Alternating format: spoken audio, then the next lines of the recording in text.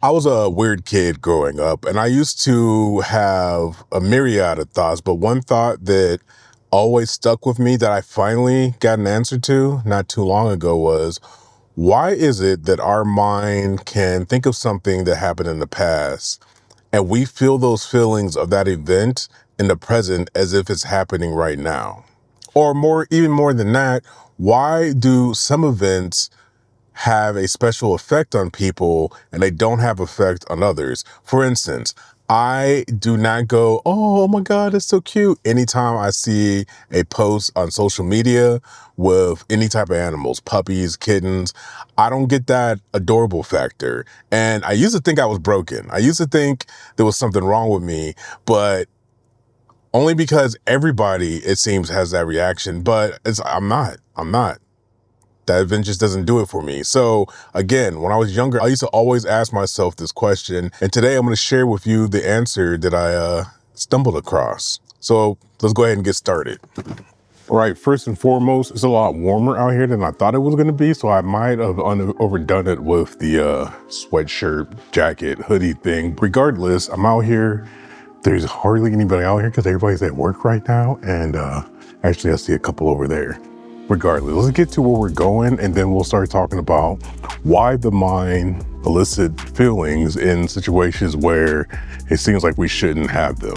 Oh yeah, I forgot to introduce myself. Hi, my name is Jermaine. I'm a mindset coach, and I think it is very vital that everyone take a look at their mental health, get that thing in check, because once your mental health is in check, anything is possible. Any situation that pops up seems trivial because you know that at the end of the day, what you want out of life is what you're gonna get. What you think, the thoughts that you think are what manifest themselves in front of you. And actually, this looks like a good spot. Let's take a chill seat here first.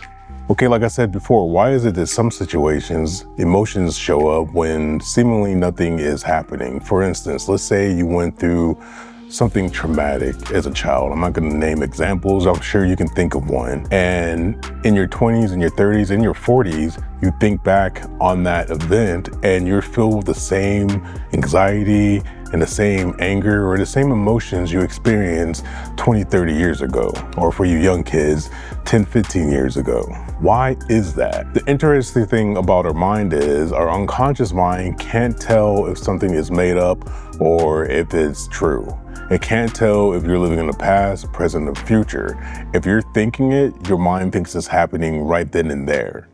That's why movies are so effective. When you go watch a movie, you don't need to be told that it's fake. You kind of know that consciously, but while you're watching it, you're going through all the emotions as if the thing is happening in real time.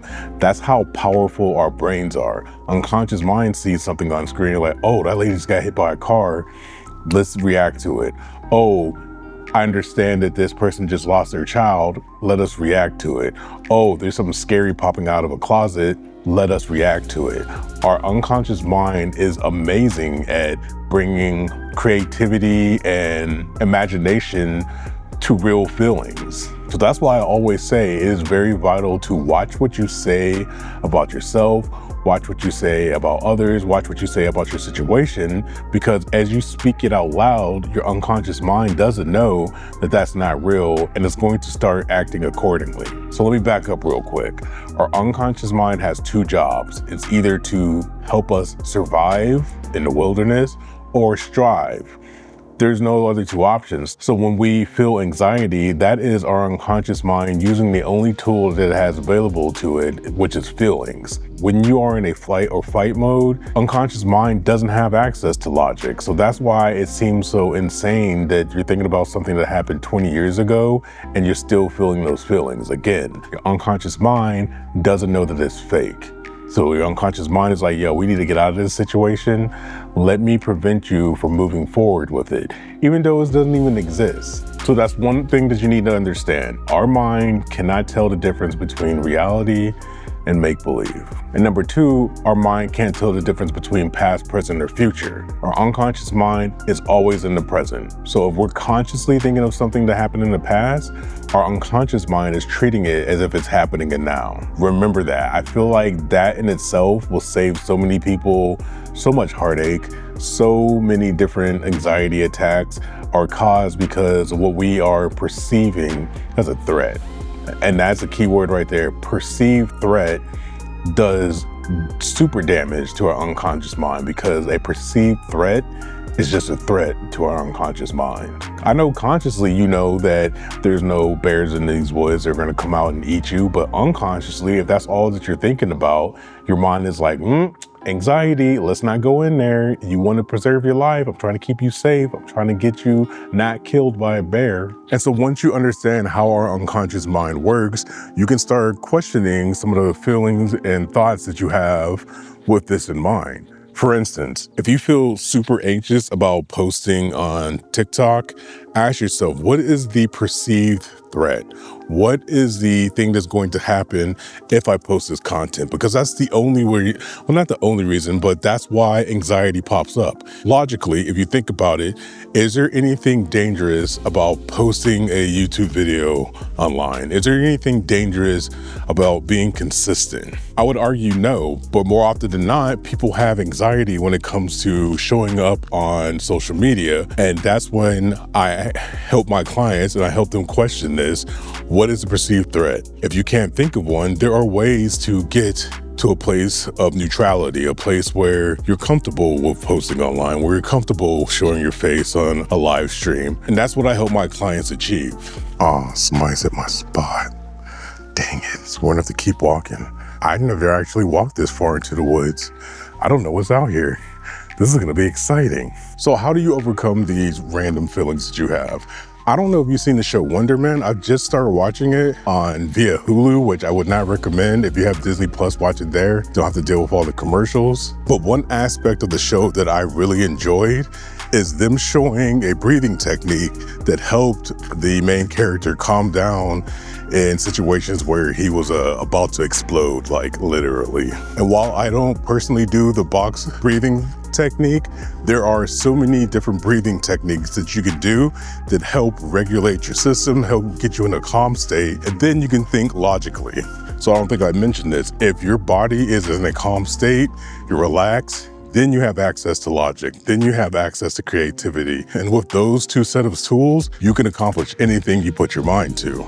Now, I get a lot of argument from people. They're like, well, I think of all the things that could happen because I want to be prepared for when they do. Keyword is do. You're saying already that it's going to happen. That's not helping your mindset. That is putting yourself in a space where you're thinking of the worst case scenario. And I personally believe that that is pointless. It's useless. Put it like this. Our mind is amazing at keeping us safe to a fault. Things that it perceives as dangerous is only because the data that it's using to come to that conclusion is out of date.